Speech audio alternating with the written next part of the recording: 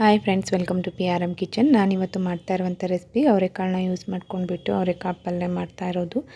ನಾನಿಲ್ಲಿ 1/4 kg ಅವರೆಕಾಳನ್ನು ಚೆನ್ನಾಗಿ wash ಮಾಡ್ಕೊಂಡ್ಬಿಟ್ಟು ಅದನ್ನು ಕುಕ್ಕರಿಗೆ ಹಾಕಿಬಿಟ್ಟು ಸ್ವಲ್ಪ ನೀರು ಹಾಕಿಬಿಟ್ಟು 1-2 ವಿಜಿಲ್ಸನ್ನು ಮಾಡಿಸ್ಕೊತಾ ಇದ್ದೀನಿ. ಆಮೇಲೆ ಕುಕ್ಕರ್ ತಣ್ಣಗಾದ್ಮೇಲೆ ಓಪನ್ ಮಾಡ್ತಾ ಇದ್ದೀನಿ. ನೋಡ್ಬೋದು ನೀವು ಇಲ್ಲಿ ಕಾಳು ಚೆನ್ನಾಗಿ ಬೆಂದಿದೆಯೋ ಇಲ್ಲ ಅಂತ ಚೆಕ್ ಮಾಡ್ತಾ ಇದ್ದೀನಿ. ಕಾಳು ಕೂಡ ಸಾಫ್ಟಾಗಿ ಚೆನ್ನಾಗಿ ಬೆಂದಿತ್ತು, ಹಾಗಾಗಿ ಅದರಲ್ಲಿರುವ ನೀರನ್ನು ನಾನು ಒಂದು ಪಾತ್ರೆಗೆ ತೆಗಿತಾ ಇದ್ದೀನಿ.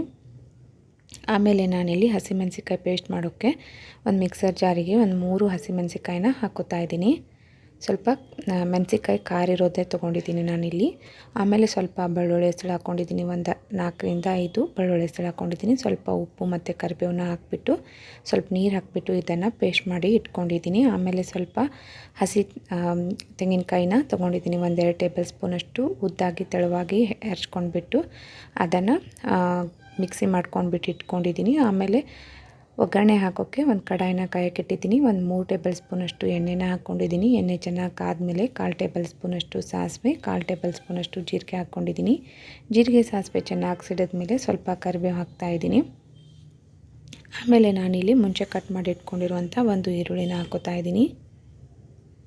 ಸ್ವಲ್ಪ ಅದಕ್ಕೆ ಅರಿಶಿನ ಕೂಡ ಆ್ಯಡ್ ಮಾಡಿದ್ದೀನಿ. ಈರುಳ್ಳಿನ ಸ್ವಲ್ಪ ಸಾಫ್ಟ್ ಆಗುವವರೆಗೂ ಅದನ್ನು ಚೆನ್ನಾಗಿ ಫ್ರೈ ಮಾಡ್ಕೋಬೇಕಾಗತ್ತೆ. ಆಮೇಲೆ ನಾನಿಲ್ಲಿ ಮುಂಚೆ ಪೇಸ್ಟ್ ಮಾಡಿ ಇಟ್ಕೊಂಡಿರುವಂಥ ಹಸಿಮೆಣಸಿಕಾಯಿ ಪೇಸ್ಟನ್ನು ಹಾಕೋತಾ ಇದ್ದೀನಿ.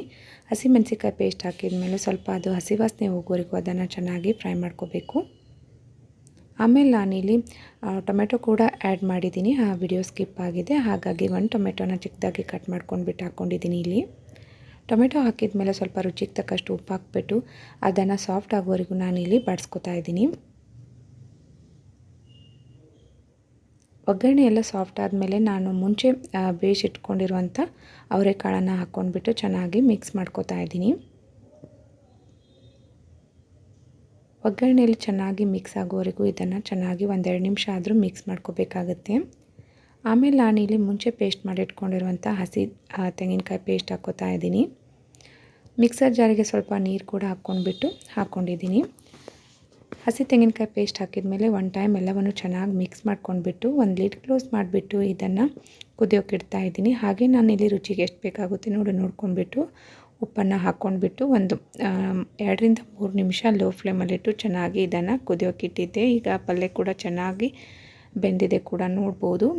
ಚೆನ್ನಾಗಿ ಇದನ್ನು ಮಿಕ್ಸ್ ಮಾಡ್ಕೊಂಡ್ಬಿಟ್ಟು ಗ್ಯಾಸ್ ಸ್ಟವ್ನ ಆಫ್ ಮಾಡ್ಕೋತಾ ಇದ್ದೀನಿ. ನೋಡಿದ್ರಲ್ಲ ಫ್ರೆಂಡ್ಸ್, ಸಿಂಪಲ್ಲಾಗಿ ಟೇಸ್ಟಿಯಾಗಿ ಅವರೆಕಾಳು ಪಲ್ಯ ಯಾವ ರೀತಿ ಮಾಡೋದಂತ.